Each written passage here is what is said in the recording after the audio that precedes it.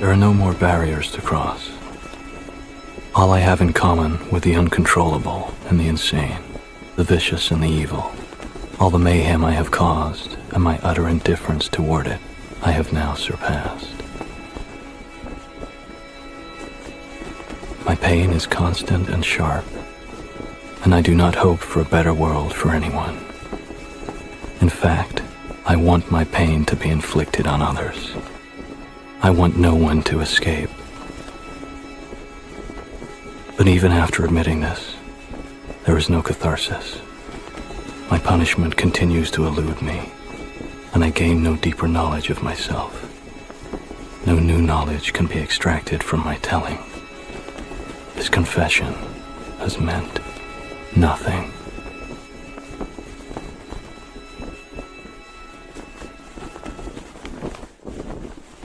Perhaps you can understand.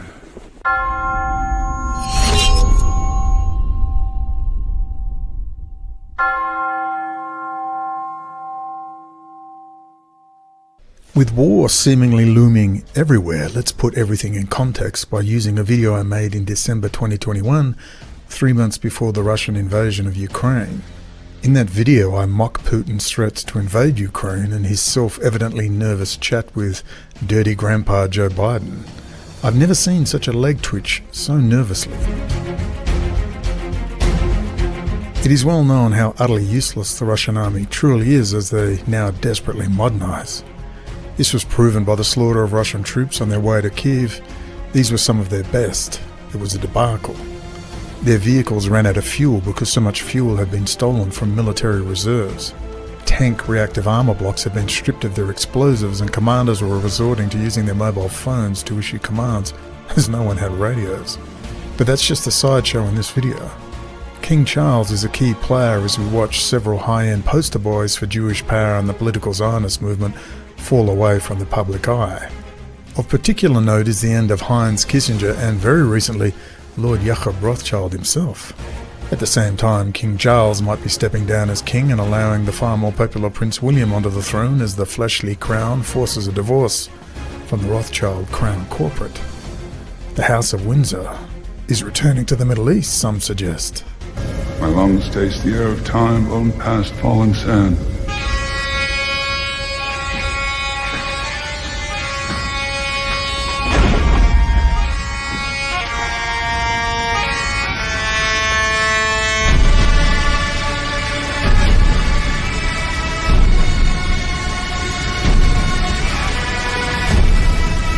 All this a part of the new AUKUS military multipolar world order of the UK, USA, Australia and Japan. The US needs a break from the Middle East, and Russia and China cannot be allowed in, so the UK gets the job, just like the good old days. No prisoners. The US will be containing China in the South China Sea and putting bases in Ukraine as Russia gets personal deliveries of US and Japanese and German tech to keep its war machine going. No rampaging Russia across Eurasia, no reason for US bases. The US will also be developing Mexico as a control center to oversee the development of Central and South America as the Rothschild BRICS falls apart and the US dollar maintains its dominant position. I remind you of what I have said over and over and over, particularly in March of 2020, on the subject of all this, despite the BRICS and Putin bros' self-assured YouTube posts. The world is going through the birth pangs of a new world order, to be sure, and we may be witnessing the end of the Rothschild City of London privatised financial and military industrial complex. Sometimes these things are handled quietly, but I'm not going to tell you to, trust the plan, because I'm not sure the new crime boss will be that much better than the last crime boss. It's kind of like a shift from Stalin to Khrushchev, definitely a positive sign, but hardly the birth of freedom, more like extra privileges in the prison planet rather than its end. Regardless, let's work with what we have. King Charles appears to be stepping down, and this is not just for the gossip section, this is geopolitical landscape gardening. The Windsors have never visited Israel, ever. And I suspect, with then Prince Charles' letter to Sir Lawrence Vanderpost in mind, with my bad English accent, surely, Red alert. Surely Some US president has to have the courage to stand up and take on the Jewish lobby in the US. I must be naive, I suppose. And rumours of the king's cancer just now, and seeing as he is as, popular as cancer, it's only right that his nice, charming Cancerian son, Prince William, take the throne and make a visit to Saudi and the UAE to express support for the Arab cause.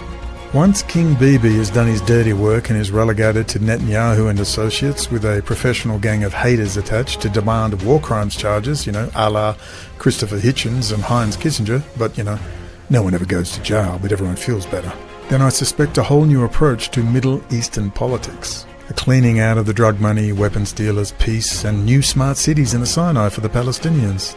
Everyone is in on it after Hamas took the bait and the suggestions from the King Bibi multipolar world order crew to slaughter some hippies near the Gaza fence. And now the House of Windsor returns to Arrakis. There is no call we do not answer. There is no faith that we betray. The Emperor asks us to bring peace to Arrakis. House Atreides accepts! Sorry, I mean the Middle East. Anyway, I hope you enjoy this harkening back to December 2021 as a profound reordering of the planet takes place, and we will see if Baron Harkonnen is replaced by the House of Windsor, and if it means a damn. Anyway, please enjoy. And Mr. Putin went to the front of the stage. Группа сотрудников ФСБ, направленные вами в командировку для работы под прикрытием правительства, на первом этапе со своими задачами справляется. Hola, Internet amigos. Today we'll ask what Vlad is up to in the Ukraine and whether he's a serious grand chessboard player or a serious stage actor for Kissinger and associates who put him in power in the first place. And, Lockheed, Sukhoi and Israeli aerospace industries need contracts, baby. No war, or appearance of a war, no contract. We want you to produce. You want me to produce your war? Not a war, it's a pageant. We need a theme, a song, some visuals. We need, it's a pageant. We'll ask if the new June movie is predictive programming, or, as DEF CON wise man Richard Thiem would say, The Emperor asks us to bring peace to Arrakis. House Atreides accept! the only way to tell truth in the national security state is through fiction. Now that is a lecture you really need to watch. We'll muse why the mighty royals cannot seem to keep their scandals out of the media, just like the mighty Vatican, which they supposedly run, and ask whether Chaza regrets writing that 1987 letter calling for an American president to stand up to the, quote, Jewish lobby. We'll also touch briefly, very briefly, on Lady Diana Spencer and whether Prince Philip ordered the hit, or maybe Lady Diana's ventures into the arms trade and limiting its reach and scope and, becoming full pro-Palestinian and then, hanging around with all those Muslims might have caused the hit team to be sent all the way to the city of love, Paris. But before we start, let's hear from the greatest shoe salesman ever to appear out of an old Russian Empire back alley, Bibi.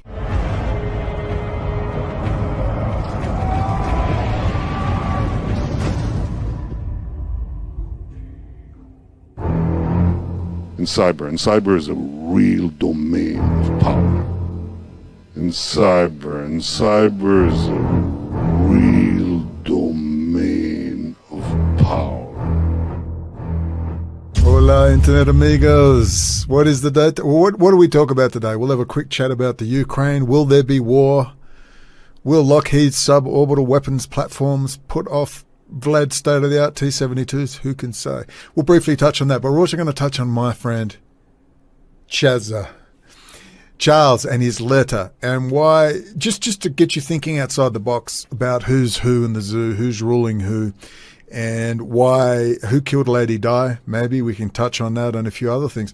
But first, the date is, forgive me, I've just set things up differently. I'm just getting used to all the new buttons. It's 10:46 a.m. It's Wednesday, December the 8th, in the year of our Lord 2021.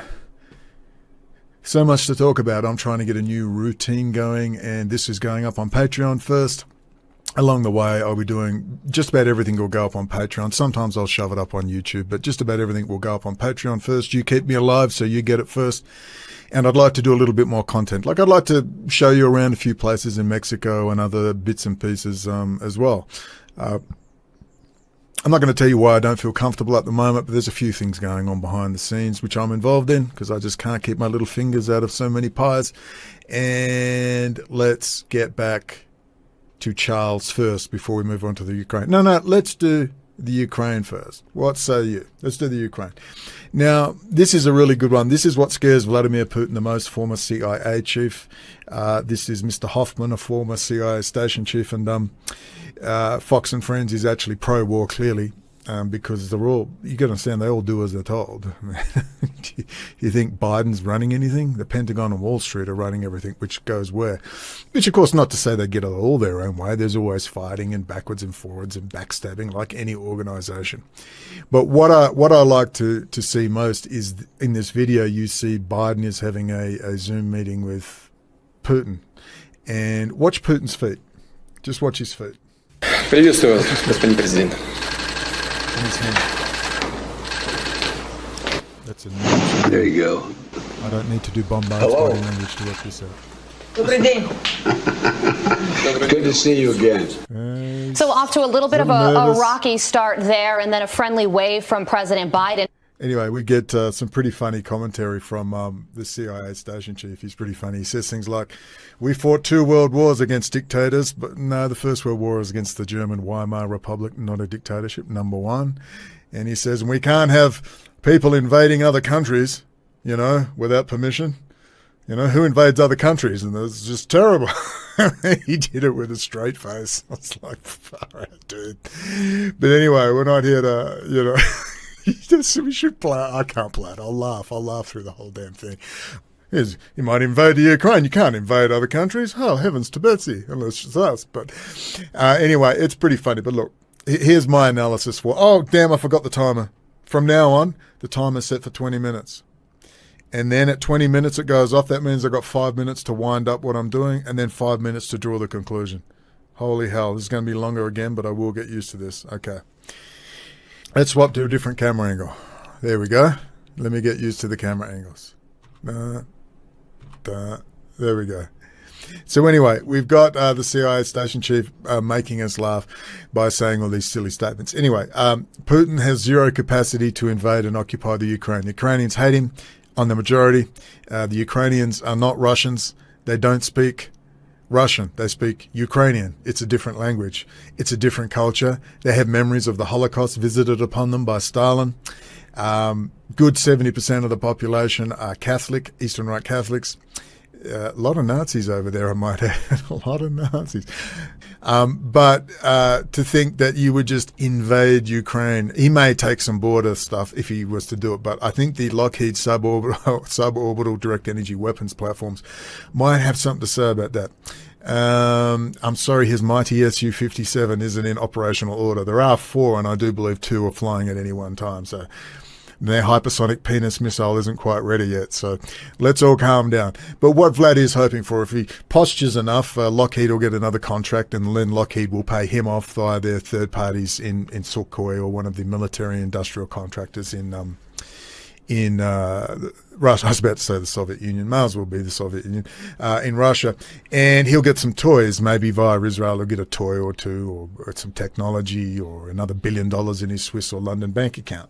The real Russian nationalist was General Lebed, as I've mentioned before. And in 2002, when they'd all had enough of Putin and his cronies, Lebed was probably going to make a ploy for the presidency.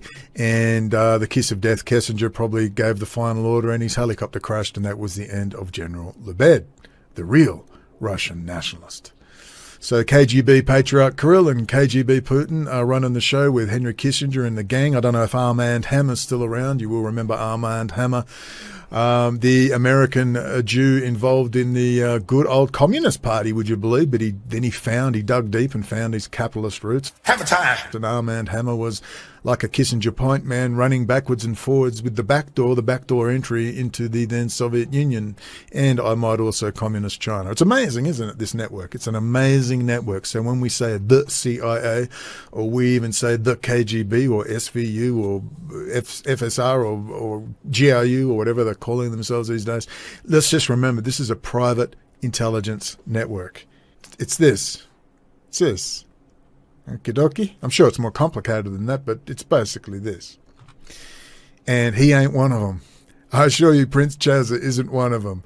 Prince Charles and Prince Philip don't run the planet, and we'll have a quick discussion on who really killed good old Lady Di. Sorry, I'm getting used to the keyboard. OBS software, the most brilliant software ever.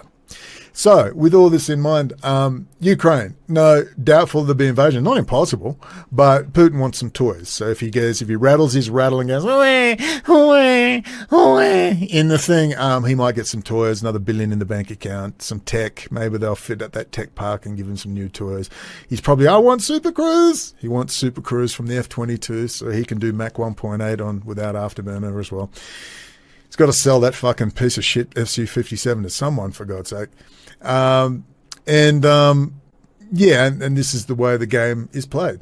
And Cold War, bring it on, Lockheed's happy, Sukhoi's happy, the Chinese military-industrial complex is happy, Rafael and Israeli aerospace, they're all happy as they move into, gradually they're going to move away from the military-industrial and they're going to head into, of course, space exploration, Mars and the Moon. And that will be the new economic stimulus of the future. And I've got stuff going on with Israeli Space Agency and, of course, the stuff on the race-based biological warfare program conducted by South Africa. And were there any other countries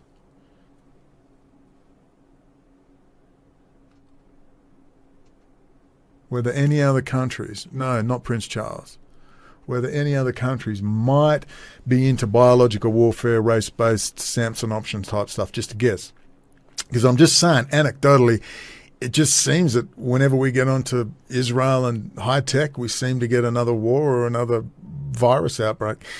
Because they're all the same. Biden can't come out and go after Israel because he's a big crook, pedophile, hair-sniffing piece of garbage like all the rest. And, good old Trump can't come out and say too much because he can't keep his pee-pee in his pants. And, he probably did get those prostitutes to pee on the bed. They didn't say he did a golden shower on him. Correct me if I'm wrong. I'll have to go back and reread the Mueller report. But what it actually said was they peed on the bed that Obama slept in. Vile enough, but I don't think it ever said he actually had a golden shower on him. I don't believe Trump would ever do that. It's true, he's a germaphobe. I don't believe that. But they maybe peed on the bed, quite possible. But the thought that Trump, there's no way Trump would be sexually compromised. Oh, God, impossible. How could that possibly happen? Ask his daughter, maybe. I don't know. I just know his daughter and Jared Kushner and Henry Kissinger seem to have a lot of influence over him. So anyway, that's my comment on the Ukraine. Short and sharp. They're threatening to take away the SWIFT code. They threatened that 6 months ago, and Putin had a little fit about it. If you take away the SWIFT code, you can't do international transactions. But no doubt we could link this all into repositioning for the fourth industrial revolution. And of course, the introduction of central bank digital currencies and the ESDRLT for the Bank of International Settlements for the big boys, and this great restructuring program, which they're not having an easy time with. There's a lot of fighting going on. That's why you have the Pandora Papers. That's why you have the Panama Papers. That's why you have the Epstein revelations. But no one goes to jail. They knocked Epstein off as a warning to the network. Shut your mouths or else, because he's got to get this network in line. I mean, let's talk about Fred Smith. I wouldn't exactly call Fred Smith, let me get my favorite mission accomplished up there. There we go. That you can thank Fred Smith for that image. Fred Smith, founder of FedEx, high-level intelligence asset, Marine Corps, friends with John Kerry, George W. Bush, tapped twice for Secretary of Defense. As you know, Joseph Davies, watch the last video I did up, is his nephew, and came around, and he was the one that wanted this image done, or he suggested this image, that 9/11, they were all involved in it, and it was about Ojudanon and the Bunting Cloveleaf map and doing this great reshaping for the Pan-Eurasian superstate. And I said, I'll have to think about that. 24 hours. I said, yeah, I think you're right. I think that is the logical conclusion. I might have to add Germany, the heads of Germany and France in there as well. Mission almost accomplished. We've got Commie COVID over there in the bunting cloverleaf map and Ode Junon. The picture says 1,000 words. That's Fred Smith. Fred Smith knows about this. Fred Smith doesn't like Amazon. Amazon's taken over. The centralisation of all the means, of course, the means of production, they're centralising, the means of transaction and the means of distribution. Very important. Fred Smith doesn't like it. He does love America, and the TPP he loves. I'm assuming the TPP and stuff is less about opening up your markets to other countries and penetrating their markets. So that's part of the reason they go after things like the TPP, which was, of course, to counter the expansion of the Chinese Communist Party in the Asia Pacific. That's what the TPP was for. Donald Trump came in and ended that, and we all applauded, and I even applauded to a point, until you realise that what it does is remove American influence out of the region, and in walked who? Well, Chinese Communist Party, Rothschild. Who's walking into the Middle East? Russia, China, and Israel are taking over the Middle East. America's withdrawn, not entirely, and I believe they'll be back. Perhaps with Prince Charles and the Landthread, the House of Windsor. There is no call we do not answer. There is no faith that we betray. The Emperor asks us to bring peace to Arrakis. House Atreides accepts.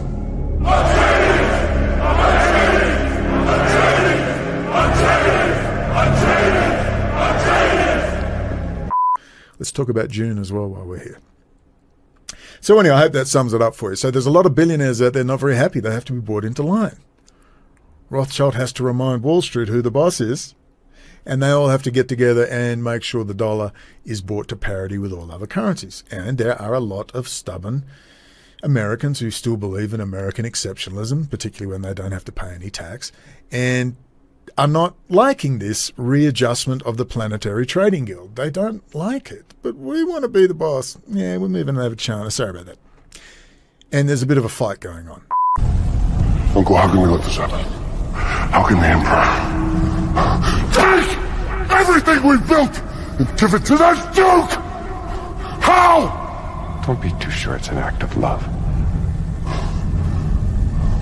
What does he mean?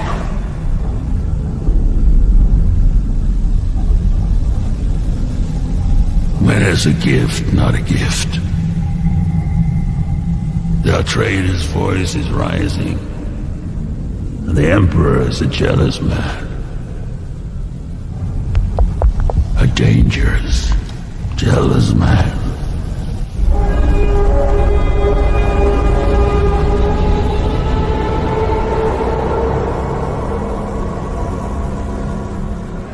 We'll see how long this lasts. So I've picked a team, not the right-left team. I've picked America. America. America. America. America. Fuck yeah! Yes, indeed. As long as you have a constitution and the possibility that you might fight for it and live by it, America, you have the support of the wild colonial boy for what it's worth. Anyway, that's my take on the Ukraine. I hope that helps. Assuming that helped. Back to Charles being bemused. Let's read Charles's letter to his friend Sir Lawrence Vanderpost, also a good friend of Carl Gustav Jung. Jung had an instinct at what was wrong with life, what made life tear apart, made it incomplete, was because the feminine was rejected. One of the founders or one of the leading architects of the Tavistock Institute, Swiss psychoanalyst, friend of Wolfgang Pauli in quantum mechanics, and we'll be getting more into Carl Gustav Jung in later videos. But first, Prince Charles's letter to Sir Lawrence Vanderpost. But first, an article from Ynet News. Ynet News, very highly respected. Ynet News, very widely respected. And always, actually very honest, I have to tell you. Online Jewish journal, one of the biggest, and very, very, very honest. Jewish World, published on, it was 2017, on the 12th of November 2017, in a letter dated 1986 to a close friend. Why won't they say Sir Lawrence Vanderpost? That's a there, they do mention it down below. Prince Charles attributes Middle East unrest to the influx of foreign European Jews, expresses hopes some US president has to have the courage to stand up and take on the Jewish lobby, and hints Jewish immigration to Israel is the root cause of terrorism. Prince Charles. Prince Charles has come under attack following revelations that he penned a letter advocating for the US administration to take on the Jewish lobby and attributing unrest in the Middle East to the influx of foreign Jews, according to reports first published in the Mail on Sunday. In the letter written to a close friend, Lawrence Vanderpost, more than a close friend, he's actually his mentor, like Lord Louis Mountbatten was his mentor. In 1986, the Prince highlights the exodus of European Jewry over the course of the 20th century as a phenomenon that, quote, helped to cause the great problems. They were actually all out of the Russian Empire, out of the Polish and Russian shtetls, and people like David Ben-Gurion, of course, shouted, "I'm a Bolshevik," in 1924 after visiting Stalin in Moscow. Dun, dun, dun. We'll talk more about that in a minute. The missive was written following the conclusion of an official visit by the Prince and his late wife, Princess Diana, to Saudi Arabia, Bahrain and Qatar. Sharing with Vanderpost that he had learned a lot about the Middle East, Arab outlook during his travels, and delighting in trying to read a bit of the Quran, the Prince adds, "I now begin to understand better their Arabs' point of view about Israel. Never realised they see it as a US colony." No, it's the other way around, Chazza, as much as you are now. I don't know if GCHQ can save you from Unit 8200 in the Torpedo program. Quote, "I now appreciate that Arabs and Jews were all a Semitic people originally, and it is the influx of foreign European Jews, especially from Poland, they say, which has helped to cause great problems," the Prince wrote at age 38. He then goes on to suggest that the Jewish influx is the cause of terrorism, which can only be stopped when it comes to an end. I know there are I know there are so many complex issues, but how can there ever be an end to terrorism unless the causes are eliminated, he asks. Surely some US president has to have the courage to stand up and take on the Jewish lobby in the US. I must be naive, I suppose. The term Jewish lobby is often considered to be inherently anti-Semitic due to the negative connotations it carries, with roots in traditional forms of Jew hatred, depicting a nefarious conspiracy influencing world powers and pulling the strings of international politics. While Prince Charles has never publicly espoused anti-Semitic views, his views on Israel have been called into question. How dare he? How dare he? According to a diplomatic source quoted in the Mail Online at the time of writing the letter, quote, "The Prince had in American terms and international terms fairly dodgy views on Israel. The Prince had in American terms and international terms fairly dodgy views on Israel. He thinks American policy in the Middle East is complete madness. Maybe House Atreides must return to June, to Arrakis, to take it back from the evil Harkonnens." By contrast, the Mail Online article details Prince Charles' warm relations with the Arab world and general propensity among members of the royal family to avoid irritating Arab countries by being seen in any way to cozy up to Israel. Well, they've got to get their Arab billions put in the London bank accounts. Come on now. Suspicions of the royal family's adversity to Israel is further underpinned by the fact that not a single member has ever paid an official visit to the 69-year-old country.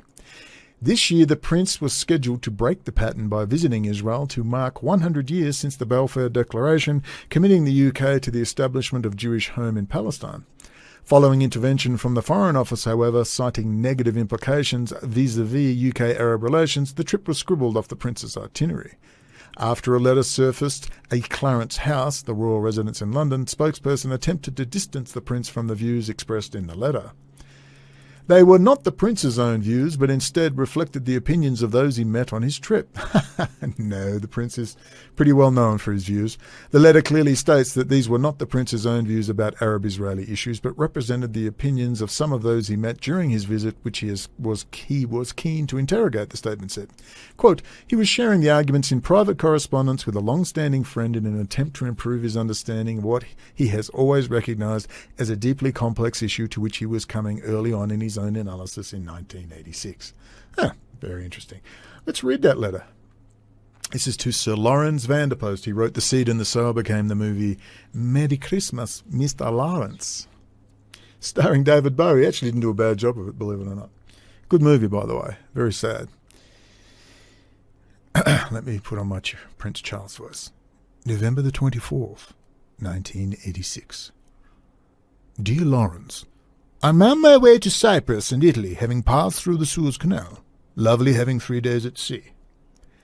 This tour has been fascinating, and have learnt a lot about the Middle East and Arab outlook. Tried to read a bit of Quran on the way out, and it gave me some insight into the way they think and operate. Don't think they could understand us through reading Bible, though. Much admire some aspects of Islam, especially accent on hospitality and accessibility of rulers. Also, sorry, it's very terrible, I've lost my ability to do a British accent. Also, begin to understand their point of view about Israel. Never realize they see it as a US colony. How wrong they are. That's me. I now appreciate that Arabs and Jews were all a Semitic people originally. It is the influx of foreign European Jews, these foreigners, especially from Poland, they say, which has helped to cause great problems. I know there are so many complex issues, but how can there ever be an end to terrorism unless the causes are eliminated? Surely, surely, some U.S. president has to have the courage to stand up and take on the Jewish lobby in the U.S. I must be naive, I suppose. Jolly good, tally-ho, tea and scones, Chaza. Sorry, that was a terrible fucking accent. What was I thinking? Anyway, I just thought it'd be a good reminder because, isn't it interesting how you got a lot of stuff on Epstein and all I ever hear about is Prince Andrew. Will I even beep this out? A fucking nobody. A nobody, tiresome, washed up, silly, tubby piece of garbage. Who cares? He f***ed a 17-year-old. It's not pedophilia, I'm sorry, in Great Britain. Hate to break it to you. So, by definition, he's not a pedophile. It's 16 in the UK, and the age of consent is 16 in Australia. I'm just saying, he's legally not a pedophile, according to the allegations. Is he a moron? Yes.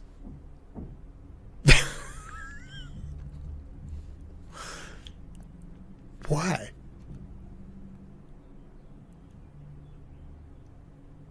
I'm sorry, I'm just thinking wealthy, connected, you'd have your pick. But I guess, I don't know, you tell me. Whatever the reason, maybe Jeff just had the best ecstasy, meth and coke. I don't know. I have a lot of comments about Epstein and that whole thing. You know, Epstein is the, how do we say it? I have a lot of views, but I just don't say them because I know I'll get in trouble. It's just that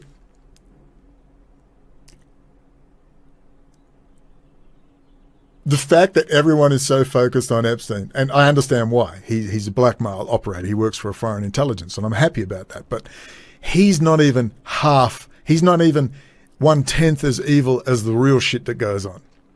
But what you'd want to do if you were international banking cartel and you were having trouble. Oh my God, okay, I got to wind this up. Wind this up. Okay. Go, okay. Got 5 minutes to wind this up. If you're an international banking cartel, you're preparing for a great reset. You're starting to panic. Everyone's onto your little toy called Israel and your little pyramids on your Israeli Supreme Court building. If you're a bit worried about that, and you got big plans for SPARS 2028, probably going to put Chabad Lubavitch, Jared Kushner 2028 as president. Kissinger's hard at work. He hasn't got long to go. Don't have a decent replacement. You would probably, I feel like Team America, you would probably want to start getting people in line. And if Chaz is writing letters like that, surely some US president has to have the courage to stand up and take on the Jewish lobby in the US. And, they accidentally released the letter. You know what the great houses fear most, Dr. Kynes? Exactly what has happened to us here. And Sardaukar coming and picking them off one by one. Only together can they stand a chance against the Imperium. Would you bear witness?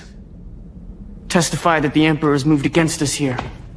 If they believe me, there would be general warfare between the great houses and the Emperor. Chaos across the Imperium. And suppose I presented the Emperor with an alternative to chaos. And the Emperor has no sons, and his daughters are yet to marry. You'd make a play for the throne. The Emperor feared the Atreides. He brought you here to kill you. What don't you understand? My desert. My Iraqis. My Dune. I think maybe around 2018, that is 2017, they thought we're going to have to bring spas for it, because let's face it, it's been a clusterfuck. This COVID release has been a giant clusterfuck. I mean, you have to employ Bill Gates to do your dirty work. I could think of about 500 better people to put up there who's not a eugenicist, psychopathic, smug, snickering piece of garbage. I could think of a lot of better people to put up there. But anyway, the COVID distraction is rolling on. We've got our little Ukrainian war. Everyone's very busy. And you got Prince Chaza coming under fire via his brother, and everyone's going after the war. It's like the Vatican. I don't know if the Vatican can launch nuclear weapons. I'm not sure if the Vatican has control of the electrical power grid via people like Zohar Zisapel and Rad Group. I'm just saying, America, your entire critical infrastructure is run by a few Israeli companies. And I've got to get back in touch with Diane, the cat diva from Tennessee, her work she did uncovering which Israelis were running that Texas blackout. We're a bit unsure about this, but we've got to do further follow-up. I actually think the Biden administration were switching it off to remove Chinese and Israeli crap. I don't know. It's just a wild theory. But when you've got, your critical infrastructure being run by these people, you're getting people in line, Panama Papers, Pandora Papers, WikiLeaks revelations, all that stuff. You're getting your managerial class in line. And methinks that is what COVID is all about. It's they just thought things are getting out of control. Everyone's getting up on Israel. There's some Australian running around screaming and yelling. He's talking to intelligence people. All right, he's over in frickin', Al Jazeera got the story. They're not going to break the full story yet. We'll start with NSO Pegasus before we move on up to that. He's over in Iran. He's off to Lebanon with Sufyan, his little Saudi mate, and they're going to be talking to the Lebanese Minister of Defense formally, but he cancelled the appointment. Words he's on Mail Mayadeen, من العاصمة الماليزية كوالالمبور, Brandon O'Connell, Australian writer and former political prisoner, joining us today from Kuala Lumpur, Central City, Malaysia. Welcome to Min al-Dakhil from the inside, Brandon. Now, allow me to ask you, Brandon, something very important and technical here. I would like you to tell us about how Israel rules everything and dominates cybersecurity and the high technology sector via something called the Talpio program. What is this program and how dangerous is it? Things are getting a bit out of control. It's time for a virus. Boom. And it got everyone by surprise, and I mean everyone. I knew they'd use a virus at some stage, but not in 2021. Maybe the threat of a virus, the appearance of a war, not a real one. But anyway, they did. I saw it as an act of desperation. And do you think now, with Lady Di running around with all these Muslims, tripping over to Islamabad, Pakistan, and a friend whose father was a Pakistani Air Force general, she used to watch her pull up in her car down the road at the Pakistani guy's house. And could you imagine now Lady Di pro-Palestinian? Do you seriously think Prince Philip gave the orders? What, Lyndon LaRoche does all this brilliant work on Israel? Lyndon LaRoche gets arrested and locked up for 12 years or whatever it was, and then suddenly comes out after 4, and now he's blaming Prince Charles and Prince Philip for the world's problems? Do you think the royals and the Vatican might be a bit of a distraction from the real power? Do you think? I don't know. I'm just saying. Maybe we should, have a think about that. That's all I'm saying. Maybe, I don't know. They don't look happy. Listen here, Lord Jacob. What do you think? I don't know. Wait, what the hell? Keep losing my connection. What's going on? Well, I'm upset now. Oh my God, Prince Philip. I've uncovered the conspiracy, ladies and gentlemen. I've uncovered the... Anyway, so what do you think? I'm going to wind this up now. That's the 5 minutes of winding that up. Then I've got to do a conclusion. God, pressure. Under pressure. Coming down on me. Yeah, I'm just asking people to think a bit. No one goes to jail. Everyone's getting put in line. Conclusion. What is the conclusion? June was not the latest June 2021 one, not the 1984 version, which is cheesy but funny, but I liked it. June 20 is all about Landsraad, the return of the Windsors, the House of Windsor to the Middle East. And I'm just wondering what's going on.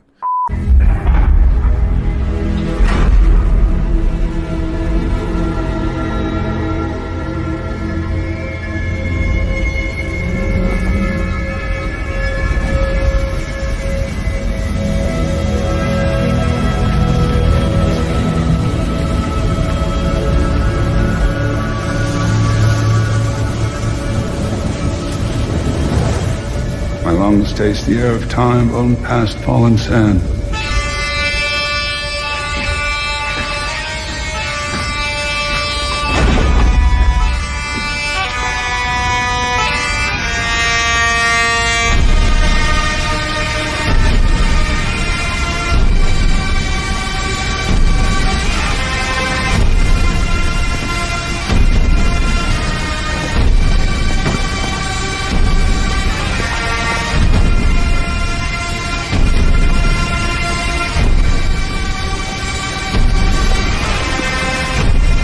So maybe the Brits and the Americanos are getting a little deal going together while they sort out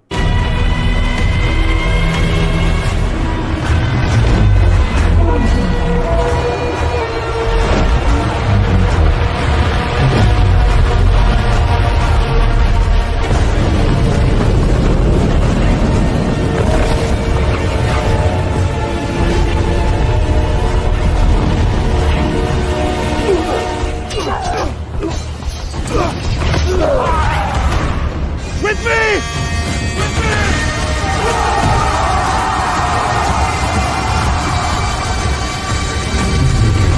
No prisoners. Guess who just got back today? Them wild-eyed boys that had been away haven't changed, had much to say, but man, I still think them cats are crazy. The boys are back in town, boys are back in town. I said, boys are back in town. Yeah, anyway, it's just a wild theory. What do you think? Because this is the way you do it. You say, what do you think? Anyway, this goes up on my Patreon first. War in the Ukraine, I doubt it, but they'll just throw some toys to the ever hissy-fitting Vladimir Putin. They'll throw him a few toys, and I guess that'll be the end of that. Good evening. The headlines tonight, Monday the 28th of August, 1939. Britain has sent a warning to Herr Hitler. We will stand by Poland, whatever the consequences. The message has been taken to Berlin by the British ambassador. It's being studied by Hitler tonight. Germany has sealed its borders with Poland. All roads to Danzig are blocked. And we'll get back to the good old CCP showdown and see if we don't get some more around 2021 through 2022 real revelations. And we'll talk more about that anyway. We'll get onto those articles about KGB, GRU penetration of Israel and the ramifications, of course, for the high technology sector there.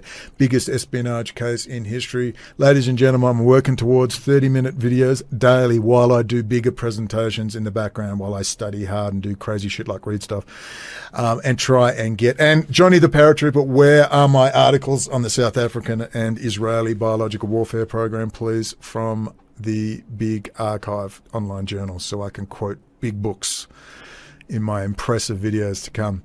Okay, ladies and gentlemen, we shall talk again soon. Maybe give the American Partisan website a go. That's where Johnny the Paratrooper and the guy Scout there may be interviewing me soon. That guy, I recently interviewed the people that did the official handbook for Special Forces training, Special Forces doctrine. So maybe we can talk to some military people. That'll be interesting. Right, adios, muchachos. We'll talk again soon. My Lord Faisal already has an Englishman. Yes. What is your name? My name is for my friends. He was nothing. The well is everything. Sheriff Ali! So long as the Arabs fight tribe against tribe, so long will they be a little people, a silly people. F. Scott Fitzgerald, quote, The test of a first-rate intelligence is the ability to hold two opposing ideas in the mind at the same time and still retain the ability to function. One should, for example, be able to see that things are hopeless and yet be determined to make them otherwise. This philosophy fitted on to my early adult life when I saw the improbable, the implausible, often the impossible, come true.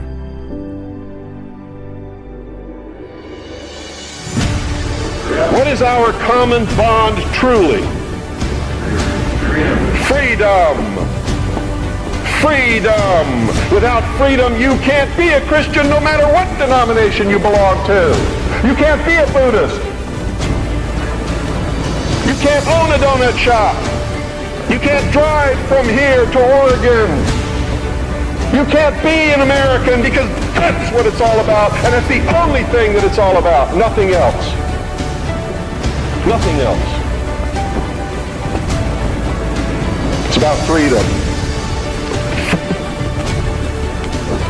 Only freedom.